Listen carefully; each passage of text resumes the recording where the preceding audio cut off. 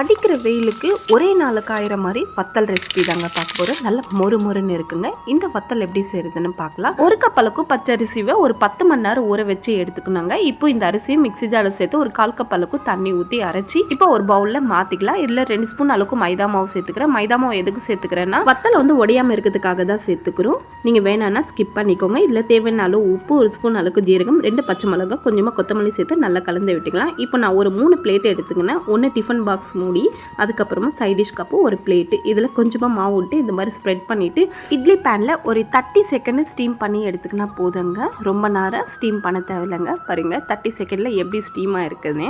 இப்போ இந்த பிளேட்டில் இருக்கிற வத்தல்வை ஆறின உடனே கத்தியில் இந்த மாதிரி அட்ஜஸ்ட் பண்ணால் கையில் இந்த மாதிரி பிரிச்சுன்னா நல்லா அழகாக வந்துடுங்க. இப்போ இந்த வத்தல்வை ஒரு ஒயிட் கிளாத் மேலே வச்சுட்டு ஒரு நாள் ஃபுல்லாக வெயிலில் காய வச்சு எடுத்துக்கோங்க. உங்களுக்கு வெயில் இல்லைன்னா ஃபேன் கீழே ஒரு 2 நாள் காய வச்சு எடுத்துக்கோங்க. இந்த வத்தல் ரெசிபியை நீங்களும் ட்ரை பண்ணி பாருங்கள்.